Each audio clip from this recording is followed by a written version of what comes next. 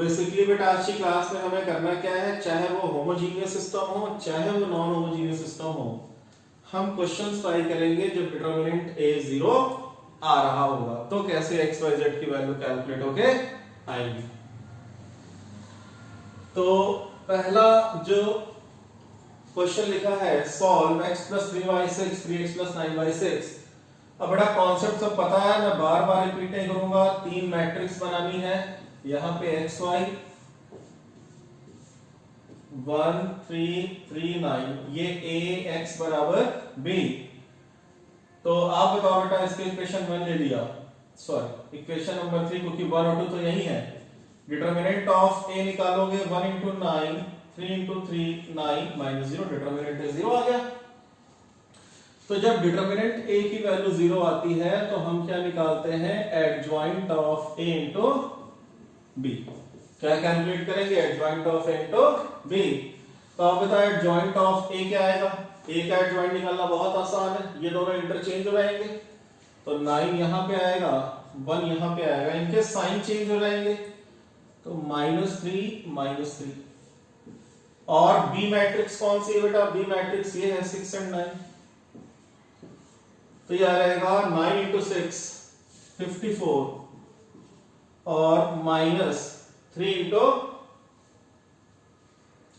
-3 × 9 कितना हो गया, -27। और -3 × 6 -18, 9 × 1 +9। तो adjoint of a × b calculate किया, 54 - 27 27 आ गया, -18 + 9 -9। बेटा ये 0 0 यानी 0 मैट्रिक्स तो आ नहीं रही है, नॉट इक्वल टू 0 मैट्रिक्स। तो हम लोगों ने 2 × 2 में यही पढ़ा है कि अगर डिटरमिनेंट a 0 आ जाए, एडजॉइंट ऑफ a × b निकालो। अगर ये 0 मैट्रिक्स ना आए तो हम क्या लिख देंगे, इनकंसिस्टेंट, मतलब नो सॉल्यूशन, इसका कोई भी आंसर एग्जिस्ट नहीं करेगा। The reason is determinant is 0 but adjoint of a × b not equal to 0 matrix. Note down. Class second question 2 × 2 का फिर से लिया। बेटा इस दोनों क्वेश्चन में हल्का सा मैंने वेरिएशन कर दिया, लिखा x + 3y = 6, यहां लिखा था 3x + 9y = 9, मैंने ले लिया 3x + 9y = 18 कर दिया। पहले हम सॉल्व करेंगे, फिर आपको बताएंगे हमने किया क्या है और एक्चुअली में क्या चेंजेस आंसर में आएंगे। तो डिटरमिनेंट यहां भी 0 आ रहा है, हमें क्या निकालना पड़ेगा, find adjoint of a × b। Adjoint of a × b, तो बता एडजॉइंट ऑफ b 9 और 1 -3 -3, ये इंटरचेंज किया, साइन चेंज हो गए। b मैट्रिक्स बेटा अब आपकी क्या हो गई, पहले b मैट्रिक्स 6 और 9 थी, अब b मैट्रिक्स 6 और 18 हो गई। तो अब जब एडजॉइंट a × b निकालोगे क्या आएगा, 54 -54 और -18 + 18 क्या आ गया, 0 0 = 0 मैट्रिक्स। तो 2 × 2 का नॉन होमोजीनियस सिस्टम है और डिटरमिनेंट a 0 आया, एडजॉइंट ऑफ a × b भी 0 आया। तो बेटा क्या लिखा आया था, आपके पास कॉपी है, एक चार्ट भी बनवा रखा था, क्या लिखोगे, कंसिस्टेंट हो गया सिस्टम। और आपको कैसे मिलेंगे, इनफाइनाइट सॉल्यूशन। अब सिखाना यह है कि इनफाइनाइट सॉल्यूशन हो गया, कंसिस्टेंट हो गया, सॉल्यूशंस कैसे निकालेंगे इस केस में। तो इसके लिए बेटा इतना आप कॉपी कर लेना। इस केस में हमें करना क्या होगा, आपको 2 × 2 के नॉन होमोजीनियस में जब भी ऐसा केस आ जाए कुछ नहीं करना, बस ये लिख लेना, let y = k, adjoint a × b 0 matrix आ जाए, कंसिस्टेंट हो गया। हमें पता चल गया कि इनफाइनाइट मेनी सॉल्यूशन मिलेंगे 2 × 2 में। आपको क्या करना है, y को k मान लेना है और y की वैल्यू के किसी भी एक इक्वेशन में रख के, y की वैल्यू के किसी भी एक इक्वेशन में रख के x की वैल्यू निकाल लो। तो y की वैल्यू मैंने k ली और इसको पुट किया फर्स्ट इक्वेशन में, तो बताओ क्या आएगा, x + 3k = 6, y की वैल्यू मैंने k ली, x + 3k = 6, तो बताओ x की वैल्यू क्या आ रहेगी, 6 - 3k। और यहाँ पे k किसको बिलोंग करता है, रियल नंबर को। तो इसके आंसर मिले x = 6 - 3k, y = k, और k belongs to real number. आप y को k लोगे तो y की वैल्यू k आएगी, x की वैल्यू k के टर्म्स में कुछ और आएगी। अगर बच्चा चाहे तो x को k मान ले, क्या ले ले, x को k ले ले, y को k के टर्म्स में निकाल ले। बस ये आंसर्स लिख के आपको चले आना है। इनफाइनाइट मिनी सॉल्यूशन इसलिए बोलते हैं बेटा k किसको बिलोंग करता है, रियल नंबर को। k किसको बिलोंग करता है, रियल नंबर को। तो इसके आंसर k के टर्म्स में आ रहा है। तो आप बताओ अगर k रियल है, रियल नंबर तो इनफाइनाइट में नहीं होते हैं, तो आप k की यहाँ पे इनफाइनाइट में नहीं वैल्यूज रख सकते हो। इसका मतलब x की इनफाइनाइट वैल्यू मिलेगी, y की इनफाइनाइट वैल्यू मिलेगी। That's why we are saying कि यहाँ पे हमको इनफाइनाइट मैनी सॉल्यूशंस मिलेंगे। ठीक है बेटा। अच्छा, अब अगर ये चीज 2 क्रॉस 2 में कहीं दिख जाए, ध्यान दे बेटा, मैट्रिक्स मेथड से तो आपको सॉल्व करना है, बट मान लो कि हमें ऑब्जेक्टिव क्वेश्चन आ जाए। ऑब्जेक्टिव क्वेश्चन की अप्रोच क्या होगी, या हम देख के कैसे बता पाएंगे कि 2 क्रॉस 2 का जो सिस्टम है नॉन होमोजेनियस वो कंसिस्टेंट होगा कि इनकंसिस्टेंट होगा। 10th क्लास का बेसिक कॉन्सेप्ट है, अगर a1 upon a2 equal to b1 upon b2 equal to c1 upon c2 दिख जाए, मतलब x के कोएफिशिएंट्स का रेशियो, y के कोएफिशिएंट का रेशियो, कांस्टेंट का रेशियो अगर ये इक्वल दिख जाए तो कंसिस्टेंट होगा, और ऐसे केस में इनफाइनाइट मैनी सॉल्यूशन मिलेंगे। बेटा ये 10th क्लास में पढ़ा था कि अगर ऐसा केस मिलता है तो एक्चुअली में इस केस में होता क्या है, ये एक स्ट्रेट लाइन है, मान लो लाइन L1 है, और ये एक स्ट्रेट लाइन है, लाइन L2 है। तो ऐसी कंडीशन होने का मतलब है कि वो लाइन ओवरलैप कर रही है, एक लाइन के ऊपर दूसरी लाइन ओवरलैप कर रही है, मतलब L1 L2 एक दूसरे पे ओवरलैप कर गए। और 2 इक्वेशंस को सॉल्व करने का मतलब क्या है कि उनके पॉइंट ऑफ इंटरसेक्शन निकालो। तो अगर ऐसा केस होगा तो ओवरलैप करेंगी, ओवरलैप अगर एक लाइन दूसरे के ऊपर कर गई तो बेटा कितने पॉइंट पे कट करेंगी, इनफाइनाइट मेनी पॉइंट्स पे। तो आप देख लो यहाँ पे हम बिना कुछ कैलकुलेट किए बता सकते थे कि इसके इनफाइनाइट मेनी सॉल्यूशन मिलेंगे। कैसे, x के कोएफिशिएंट का रेशियो, x का कोएफिशिएंट 1 है, यहाँ पे 3 है, तो 1/3 इक्वल टू y का कोएफिशिएंट 3 है, y का 9 है, 3/9 इक्वल टू कांस्टेंट 6 है, 18 है। तो बेटा 1/3, 3 से 9 कटेगा, 1/3 यहां भी आ जाएगा, और 6 से 18 कट जाएगा, 1/3 यहां भी आ जाएगा। तो हम बिना कुछ सॉल्व किए भी बता सकते थे कि कंसिस्टेंट है, इनफाइनाइट मेनी सॉल्यूशन मिलेंगे, but we have to use matrix method. That's why हमने ये सब काम किया है। दूसरा ये है कि अगर आपको इसमें ये दिख जाए कि a1 upon a2 not equal to b1 upon b2, मतलब अगर a1 upon a2 b1 upon b2 के इक्वल नहीं है तो आपको हमेशा यूनिक सॉल्यूशन मिलेंगे, आपको हमेशा यूनिक सॉल्यूशन मिलेंगे। ऐसे केस में दो लाइनें हमेशा एक ही पॉइंट पे इंटरसेक्ट करती हैं। कितने पॉइंट पे इंटरसेक्ट करेंगी, केवल और केवल एक पॉइंट पे इंटरसेक्शन होगा। तो जब एक ही पॉइंट पे इंटरसेक्शन होगा तो एक ही पॉइंट मिलेगा, एक x मिलेगा और एक y मिलेगा। तो ऐसे केस में हमको कैसे सॉल्यूशन मिलेंगे, यूनिक सॉल्यूशन मिलेंगे। थर्ड है, इसी में समझाता हूं, मान लो a1 upon a2 equal to b1 upon b2 मिल जाए, a1 अपॉन a2 मिल जाए बराबर b1 upon b2, but not equal to c1 upon c2। a1 upon a2 बराबर b1 अपॉन b2 तो हो, बट c1 अपॉन c2 के equal ना हो, तो ऐसे केस में मिलेगा नो सॉल्यूशन। ऐसे केस में मिलेगा नो सॉल्यूशन, मतलब इनकंसिस्टेंट। बेसिकली बेटा ये तो कंडीशन से क्या समझने के लिए है कि बाय ऑब्जर्वेशन आप कैसे क्विकली 2/2 के नॉन होमोजेनियस में लिख सकते हो।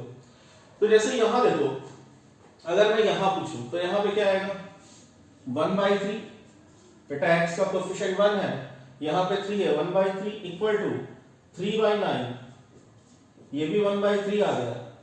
और इधर बताओ 6/9 कितना आएगा, 3 2 जा 6, 3 3 जा 9, नॉट इक्वल टू 2/3। तो a1 upon a2 b1 upon b2 के बराबर तो है, but not equal to c1/c2 है। तो इसका मतलब ये सिस्टम तो 100% क्या है, इनकंसिस्टेंट है, मतलब नो सॉल्यूशन। बट हमने मैट्रिक्स मेथड से शो करना था, इसलिए हमने डिटेल में भी पढ़ा, और जो कॉन्सेप्ट आप 10th क्लास में पढ़ चुके हो वो भी आपको मैंने रिकॉल करा दिया। लॉजिकली ऐसा सोचो कि यार यहाँ पे x प्लस 3y बराबर 6 लिखा है, 3x प्लस 9y क्या इन्फॉर्म कर रहा है कि आपने लेफ्ट हैंड साइड में 3 से मल्टीप्लाई किया ना, x plus 3y 3x plus 9y, मतलब हमने लेफ्ट हैंड साइड में 3 से मल्टीप्लाई किया। तो जब आप किसी इक्वेशन के लेफ्ट हैंड साइड में 3 से मल्टीप्लाई करोगे तो राइट हैंड साइड में भी तो 3 से मल्टीप्लाई होगा। तो इसका मतलब अगर x प्लस 3y 6 है तो 3x प्लस 9y बराबर 3 into 6 18 होना चाहिए, होना चाहिए नहीं होना चाहिए? तो ये तो वैसे भी गलत लिखा है, मतलब ये वाला केस है। यहाँ पे देखो x प्लस 3y 6 है और 3x प्लस 9y बराबर 18 है, मतलब ये है एक ही लाइन, ओवरलैपिंग वाली कंडीशन हो गई। That's why we are getting infinite many solution. और ये वाला केस आप पढ़ चुके हो बेटा, यूनिक सॉल्यूशन वाले हम लोगों ने क्वेश्चंस बहुत से लगाए, नोट डाउन।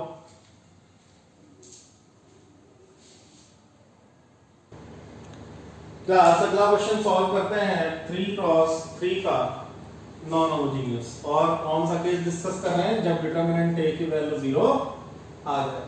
बेटा हमने क्या किया, फटाफट 3 मैट्रिक्स बना ली, इसमें कोएफिशिएंट मैट्रिक्स कॉपी करी। a क्या है? कोएफिशिएंट मैट्रिक्स, x कौन सी मैट्रिक्स है? वेरिएबल, b कौन सी है? Constant matrix. तो फटाफट डिटरमिनेंट ऑफ a कैलकुलेट जब करोगे आप, तो मैं एक्सपेंड कर रहा हूं अलोंग r1, क्या आएगा? 1 कॉलम लो गया 10 माइनस 9, फिर -1 ये वाला एलिमेंट, प्लस माइनस प्लस आता है, तो ये कॉलम ये रो जाएगा 5 माइनस 3, फिर +1 आएगा बेटा, ये कॉलम ये रो जाएगा, क्या आएगा? 3 माइनस 2। तो डिटरमिनेंट a की वैल्यू 10 माइनस 9 1, 5 माइनस 3 2, 3 माइनस 2 1, तो डिटरमिनेंट a की वैल्यू आ गई 0। अच्छा डिटरमिनेंट a अगर 0 आ जाए, अगर डिटरमिनेंट a 0 आ जाए तो हम क्या करते हैं? Adjoint of a into b की वैल्यू कैलकुलेट करते हैं। अब एडजॉइंट ऑफ a बेटा खुद से कैलकुलेट करना है, मैं यहाँ पे डायरेक्ट एडजॉइंट a लिखूंगा। अभी आपको एडजॉइंट a कैलकुलेट करके चेक करना है कि आपका एडजॉइंट और यहाँ बोर्ड पे लिखा एडजॉइंट मैच कर रहा है या नहीं कर रहा। इसका नोट कर लो बेटा। बेटा ये एडजॉइंट आ गया इसका, this is adjoint a, first row 1 minus 2 1 minus 2 4 minus 2 1 minus 2 1, ये बेटा मेथड सिखा रखा है एडजॉइंट a निकालने का फटाफट। फिर एडजॉइंट a को b मैट्रिक्स है 1 4 7 मल्टीप्लाई कर दे, देखो क्या रिजल्ट आएगा, रो और इधर से कॉलम, तो 1 into 1 1, -2 into 4 -8, 1 into 7 7, क्या रिजल्ट आया बेटा? 7 + 1 8 -8 0। बेटा इस क्लास में थोड़ा सा स्पीड मेंटेन करना, क्योंकि पहले बहुत डिटेल में हम लोगों ने सारे डिस्कशन कर रखे हैं। तो मेनली ये वीडियो बेटा उन्हीं बच्चों के लिए है जो पीछे के सारे वीडियोस प्रॉपर्ली वॉच करके क्वेश्चन सॉल्व करके आए हैं, ठीक है? तो सेकंड क्या आएगा? -2 + 16 और -14, तो ये भी 16 - 16 0, फिर 1 -8 + 7 ये भी 0।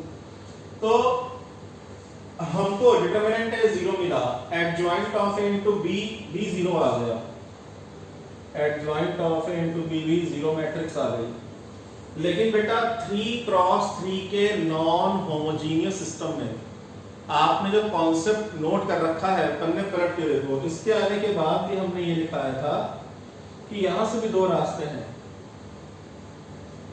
कंसिस्टेंट भी हो सकता है, इनकंसिस्टेंट भी हो सकता है।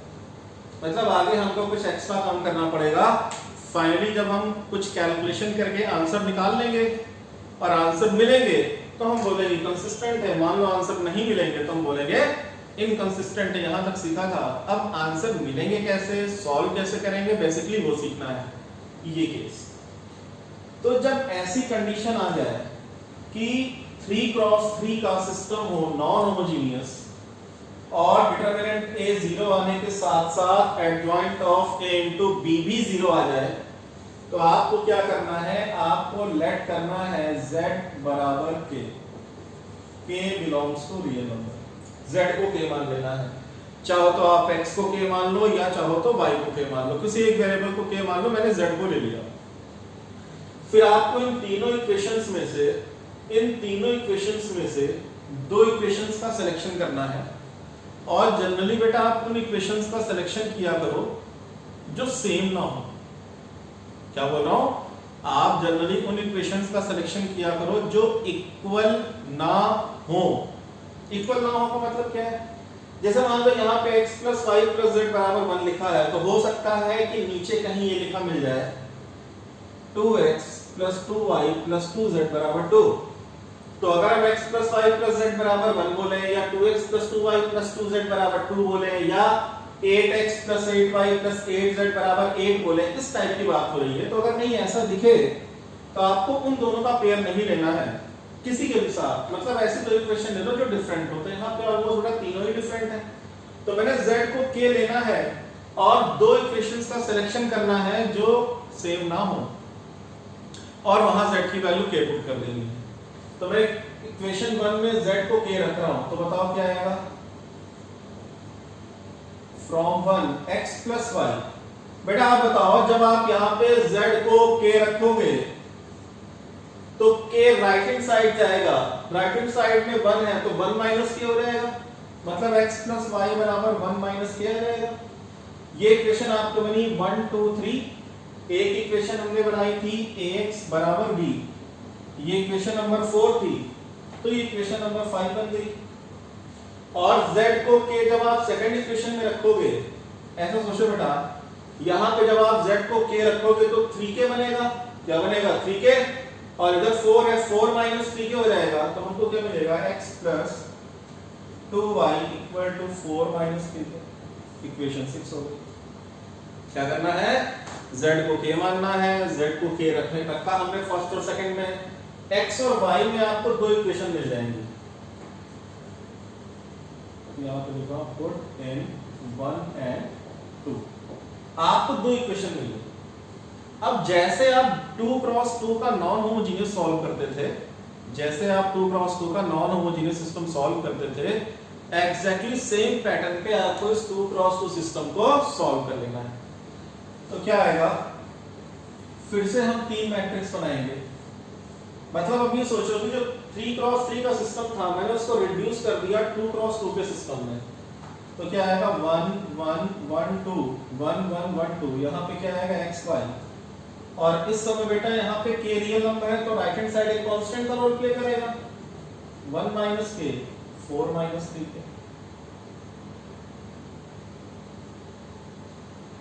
अब यहाँ पे जब 2 क्रॉस 2 सिस्टम सॉल्व करते हैं, कोई भी सिस्टम सॉल्व करते हैं, तो ax = b मानते हैं, पर अब यहाँ पे a और b सिंबल नहीं लेंगे। हमने मान लिया cx = d, यहाँ पे x भी ना माने, मान लिया cy = d। c coefficient matrix, y variable matrix, d constant matrix, symbol हमने चेंज कर दिए। अब क्या करते थे बेटा, c का डिटरमिनेंट निकालोगे। c का डिटरमिनेंट क्या आएगा, 2 - 1, क्या आया, 1। मतलब अब सारी कहानी 2 क्रॉस 2 वाली, मार्टिन्स रूल वाली रिपीट करनी है। अगर यहाँ पे cy = d आया, जब ax = b लिखते थे तो बेटा a का डिटरमिनेंट निकालते थे ना, तो यहाँ पे c का डिटरमिनेंट निकाला। अच्छा, c का डिटरमिनेंट क्या आया, 1 आया। c का डिटरमिनेंट हमारा 0 नहीं आया, c का डिटरमिनेंट हमारा 0 नहीं आया। अगर c का डिटरमिनेंट 0 नहीं आया, रिकॉल कराता हूं कॉन्सेप्ट, क्योंकि आपको a और b में आदत पड़ गई है। मान लो ax = b को सॉल्व करते थे और डिटरमिनेंट a ही 0 नहीं आता था, तो हम क्या बोलते थे, कंसिस्टेंट, और ऐसे में क्या मिलते थे, यूनिक सॉल्यूशन। और ऐसे में हम a इनवर्स से प्री मल्टीप्लाई करते थे, तो हमको क्या मिलता था, x = a इनवर्स b।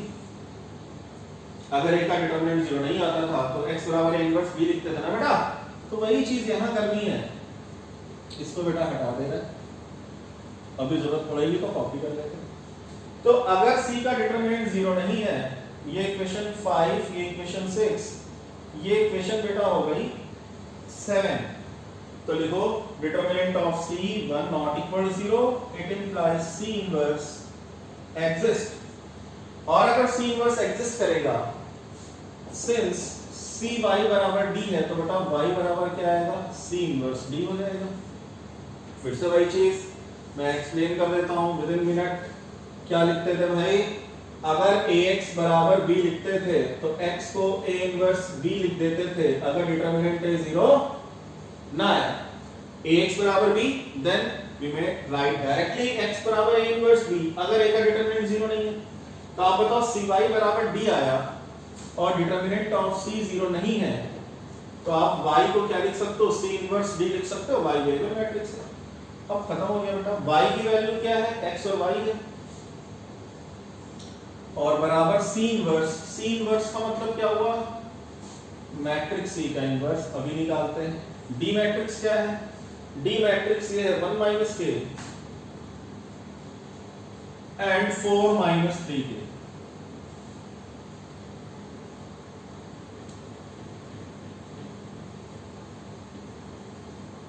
ठीक है। अच्छा ये बेटा है 2 क्रॉस 2 की मैट्रिक्स C। तो C का इनवर्स 2 क्रॉस 2 का इनवर्स निकालना बहुत आसान। क्या होगा, C का एडजॉइंट यहां अलग से निकाल दे रहा हूं। C इनवर्स का मतलब हुआ adjoint of C upon determinant of C, क्योंकि C का डिटरमिनेंट 0 नहीं है। तो क्या आएगा, एडजॉइंट में ये इंटरचेंज हो जाएगा तो 2 इधर आ जाएगा और 1 इधर आ जाएगा, 2 इधर 1 इधर, इनके साइन चेंज हो जाएंगे। तो यहां पे क्या आएगा, -1 और अपॉन डिटरमिनेंट ऑफ C का मतलब जो कि 1 है, ये 1 है। तो इसका मतलब C का इनवर्स बेटा ये आ गया। तो यहां पे हमने रखा 2 -1 डिवाइडेड बाय 1। ठीक है। अब क्या करना है बेटा हमको, क्योंकि नीचे तो 1 है कोई दिक्कत नहीं, हटा दो इसको, मल्टीप्लाई कर दो। 2 किससे मल्टीप्लाई होगा, 1 - k से। ये बेटा 1 - k पूरा है, 4 - 3k पूरा है। क्लास अगर ये 2 1 - k से मल्टीप्लाई होगा तो 2 - 2k लिखेंगे। पहला पहले से हुआ, दूसरा दूसरे से होगा, फिर ऐड हो जाएगा। तो -1 को यहां मल्टीप्लाई करोगे तो -1 × 4 क्या आएगा, -4 और -1 × -3k +3k। तो पहली रो पहले कॉलम से हो गई। अब ये दूसरी रो फर्स्ट कॉलम से, रो कॉलम होता है। तो -1 जब यहां मल्टीप्लाई करोगे तो -1 × 1 क्या आएगा, -1 और -1 × -k क्या आएगा, +k। ये यहां मल्टीप्लाई हुआ, 1 यहां मल्टीप्लाई होगा तो क्या आ जाएगा, +4 - 3k। ये यहां मल्टीप्लाई होगा, ऐड हो गया। तो बेटा क्या रिजल्ट आया, मैं इसको रब कर दूं। हमारे पास x और y की वैल्यू आई 3k - 2k। तो 3k - 2k कितना हुआ, k, और 2 - 4 कितना हो गया, 2 - 4 हो गया -2। और नीचे बेटा k - 3k कितना मिला, -2k, k - 3k मिला -2k, 4 - 1 कितना मिला, 3। तो यहां से हमको x की वैल्यू क्या मिल गई, k - 2, y की वैल्यू क्या मिल गई, -2k + 3, और z को हम लोगों ने क्या मान रखा है, k, और k क्या हो गया, k belongs to real number. अब करना क्या है, ध्यान से मेरी बात सुनना बेटा। करना यह है कि हमने आपको ये बताया कि 3 क्रॉस 3 का नॉन होमोजेनियस में अगर, मैं यहां लिखता हूं, डिटरमिनेंट a 0 आ जाए, एडजॉइंट ऑफ a × b भी 0 आ जाए, तो यहां से कंसिस्टेंट भी हो सकता है, इनकंसिस्टेंट भी हो सकता है। डिपेंड करेगा कि सॉल्यूशन मिलेंगे या सॉल्यूशन नहीं मिलेंगे। तो हमने बताया कि ऐसा केस आ जाए तो आप z को k ले लो और ये सब चीजें करते रहो। जब हमने ये किया तो हमको x भी मिला, y भी मिला, z भी मिला। लेकिन आप ये बताओ, आपने जो भी x y z की वैल्यूज कैलकुलेट करी हैं, आपने z की वैल्यू k को फर्स्ट और सेकंड इक्वेशन में रखा था, तो हमको ये जो x y z की वैल्यूज मिली हैं, ये बेटा फर्स्ट सेकंड इक्वेशन को तो सेटिस्फाई करेंगी।